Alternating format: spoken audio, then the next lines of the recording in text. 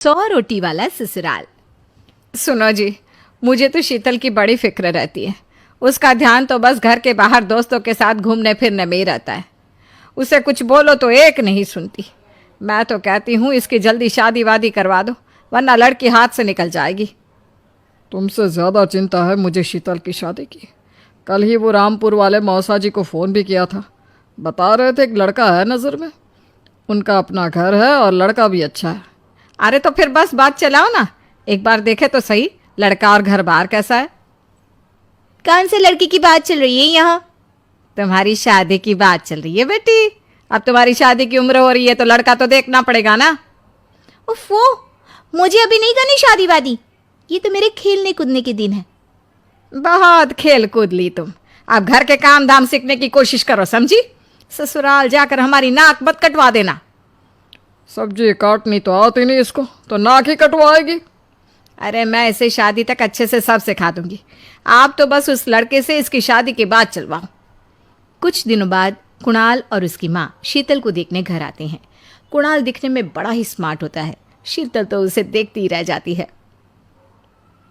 देखो जी, हमारी कोई डिमांड तो है नहीं, बस हम चाहते हैं कि लड़की घरेलू हो, घर के सारे कामकाज संभाल ले। अब आपके परिवार में तो बस 3 ही लोग हैं, पर हमारा तो खूब भरा पूरा परिवार है। बाकी हमें लड़की के घूमने फिरने दोस्तों से मिलने से कोई दिक्कत नहीं है।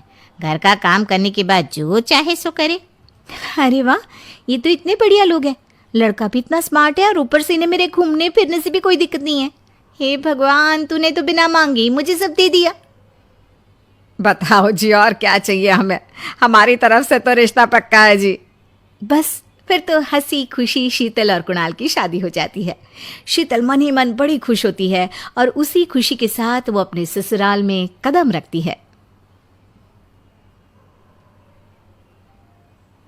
आओ बहू, तुम्हारा अपने ससुराल में स्वागत है। ये मिलो अपने परिवार से। ये तुम्हारे ससुर जी, तुम्हारी ननद सुनीता और गीता, सुनीता के पति राजेश और उनके 2 बच्चे राजू और चिंटू। ये ना हमारे साथ यहीं रहते हैं। ये तुम्हारी दादी सास है और बाकी लोग अभी बाहर गए हुए हैं। इतने सारे लोग, ये सब यहीं रहते हैं इस घर में? अरे अभी तो मेरे देवर देवरानी और उनके 3 बच्चे यहाँ नहीं है। उसके मायके में भी शादी थी ना, तो बस वहीं गई है। कल तक आ जाएंगे। हे भगवान, ये घर है या धर्मशाला? ये सब एक साथ इस घर में कैसे रहते हैं? मुझे तो पता ही नहीं था इनका इतना बड़ा परिवार है। अब समझी कि कोई डिमांड क्यों नहीं की इन्होंने।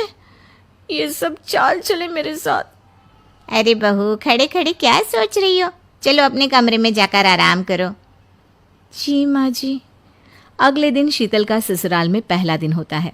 शीतल रसोई में जाकर सबके लिए खीर बनाने लगती है। तभी उसके ननद सुनीता आती है। अरे वाह भाभी, आज क्या बना रही हो?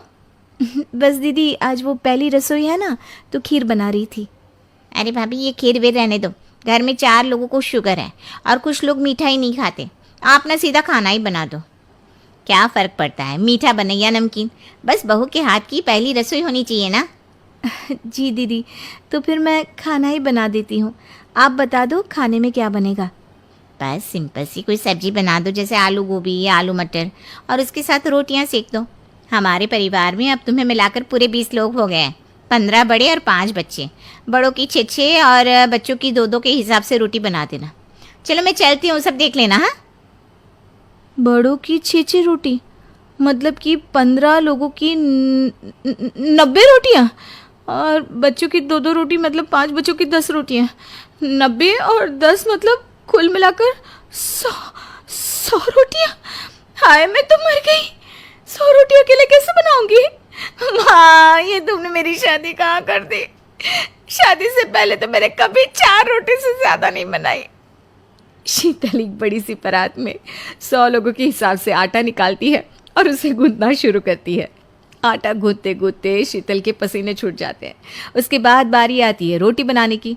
शीतल एक एक करके रोटी बनाना शुरू करती है और 10 रोटी बनाते ही अपनी कमर पकड़ लेती है।